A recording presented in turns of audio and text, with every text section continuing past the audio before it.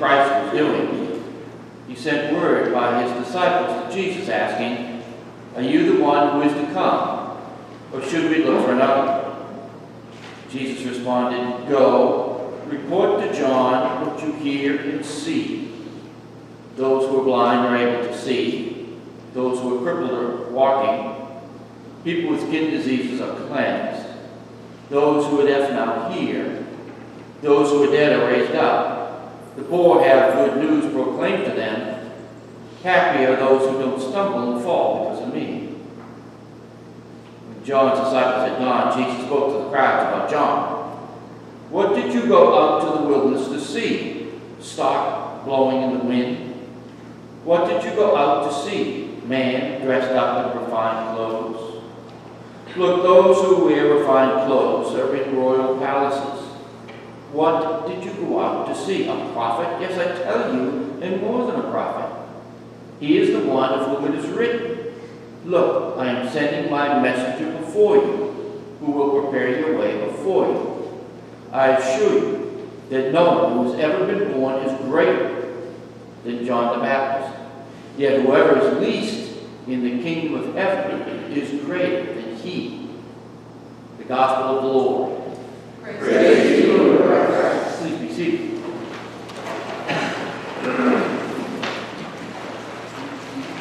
In the season of Advent, we hear a lot from and about John the Baptist, or in current vernacular, John the Baptizer. I guess the Presbyterians, the Lutherans, the Methodists, and the Episcopalians all got together and being miffed that John, for 2,000 years being considered a Baptist, decided he was a baptizer, one who baptizes, as opposed to a rank and file member of the Baptist Church. To the best of my knowledge, John wasn't even a Christian, let alone a Baptist. John was a Jew, which is even more stunning that he's included in the kingdom of God, which is often referred to as heaven. John, a non-believing, non-baptized Christian who never took communion, who said the Lord's Prayer, who was an ascetic Jew, and thus would not have agreed with women being ordained or equal rights for women, would not have accepted homosexuality, gender bending, or Buddhists, Hindus, barbers, psychics, mixed marriages, kissing on the first date, and birth control. And yet this John is the one selected by God to announce and baptize the very incarnation of the Godhead into creation, the first and only time this was and is to happen. And so beyond all comprehension, this misogynistic, homophobic, racist, bigoted, man-splaining Jew not only has been called by God to be the one and only prophet announcing the coming of Christ, but he's currently in heaven. You know what that means, don't you? It means that every bigot, crackhead, jingoistic, gun-bearing, pedophile, shaved, t-shirt wearing communist, Hitler saluting, white supremacist, and AK-47 school shooter is there too. Because John, who is all of the negative things I mentioned, is there, and he is the least, the very last one, the one who is at the bottom of the list in heaven. This means that everyone in all of creation is ahead of him. But at least he made it in, by the grace of God. He made it in. Frequently I get asked to write recommendations for graduating seniors to colleges and universities of their choice. Actually, it makes no sense to ask me, a priest, to write a recommendation for college. I mean, colleges and universities are not really receptive to religion. But many years ago, I used to be the Episcopal chaplain to CSUN, and our group was small enough to meet in the corner of the university's chaplain's office. But there was one year, it was on Ash Wednesday, I went over to do a brief Ash Wednesday service and administer ashes. And walking through the campus, I got a lot of strange looks. I know what people were thinking. Does he know he has dirt on his forehead? Or perhaps it's ink from one of his fountain pens. No, maybe it's a bruise. Wow, it is so unattractive. Now, if you've ever walked around on Ash Wednesday with ashes on your forehead, you know exactly what I'm talking about. But the best of the best was after doing the service and administering ashes for a small group of CSUN Episcopalians, we went to get a cup of coffee and a cup of tea. And while standing in line, this fellow who was also in line was staring at us. And very politely, kindly, he asked why we had ashes on our foreheads. We explained it to him, but he still looked pretty confused. Then, staring at each one of our heads and comparing the ash marks, he said rather loudly to a young woman in our group, "Wow, you have a big ash." Colleges and universities are not the religious centers they once were. So I don't understand why anyone would think that an admissions director would ever read, let alone consider what I write. But I try my best anyway. As a result, using John the Baptist as being the least in heaven, I always wanted to write that the student for whom I am writing this recommendation would make an excellent candidate for the bottom of the first-year class. When I would say this to the student or to the parent, they were appalled. Why? Someone has to be the person at the bottom of the class. Even if the top 1% of any class were straight-A students, someone has to be the last of the straight-A students. The point being, it doesn't matter where you fit in. What matters is that you were in. And once more, with regard to the kingdom of heaven, no matter where you line up, you are still ahead of John the Baptist, who is dead last. And yet he was the one selected by God to baptize and announce the coming of Jesus the Messiah. Again, a non-believing, non-baptized Christian, non-pledging, who never took communion, who said the Lord's Prayer, who was an ascetic Jew who thus would not have agreed with women being ordained or equal rights for women, who would not have accepted homosexuality, gender bending, not accepted Buddhists, Hindus, barbers, psychics, mixed marriages, kissing on the first date, birth control, having granted entrance into the kingdom of God, and you, maybe not so much of a believing, loving, sacrificial, communion-taking, compassionate kind of believer of some sorts, are not only admitted into heaven, but you're ahead of it. Thank you, Jesus. Thank you, Lord. Advent is about expectation. Expectation is something about to happen, occur, or arrive.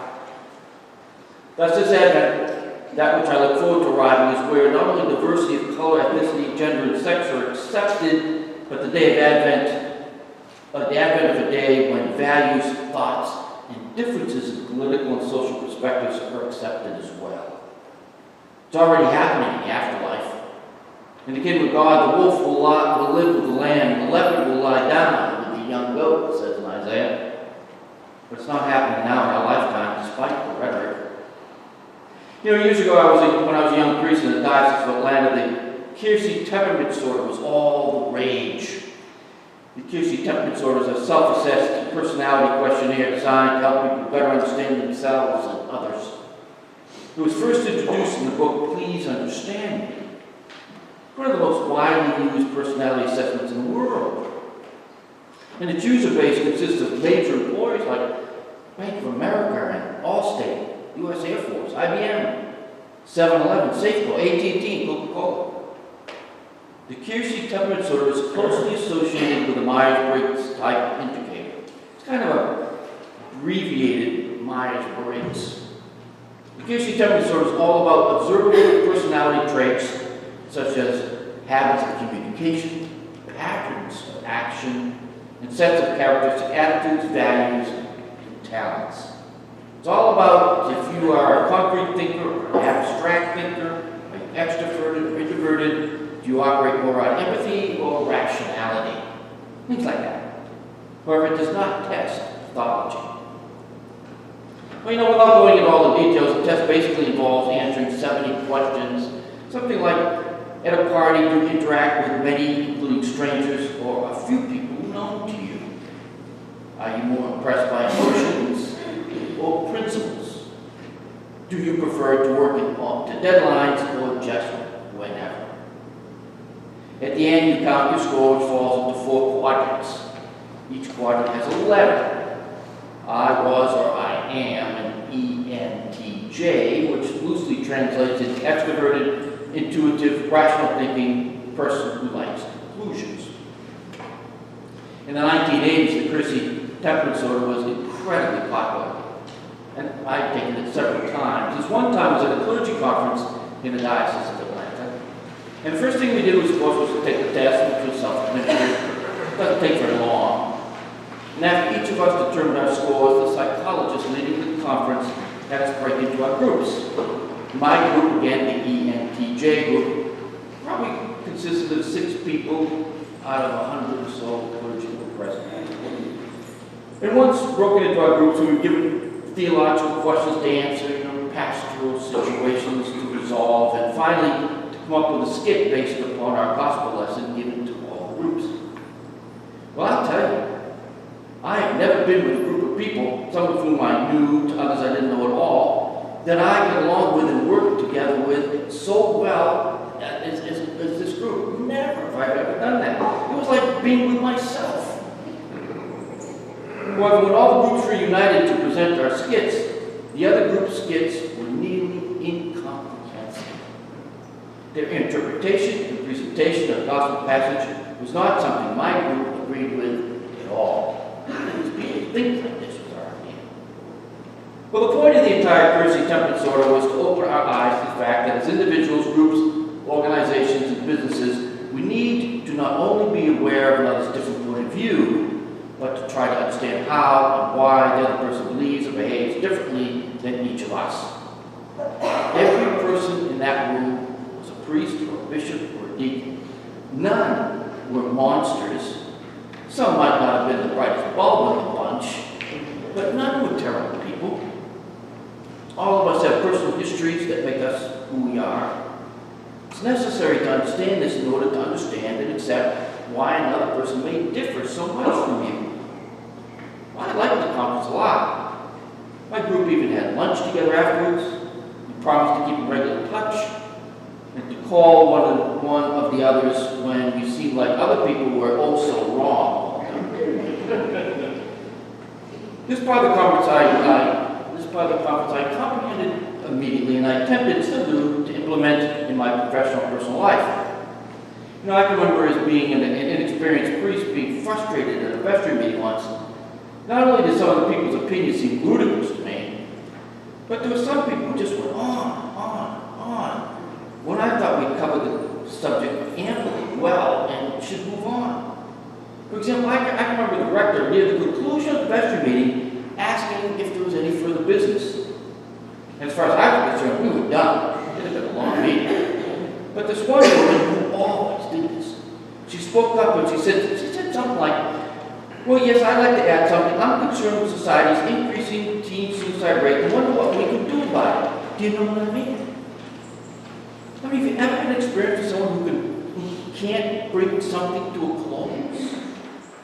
At the close of meetings, or what appears to be the end of the topic, they're the person who says, so what should we do about world peace? World peace? I just want to go home and have some dinner. I'm tired. We already dealt with all of this church business before.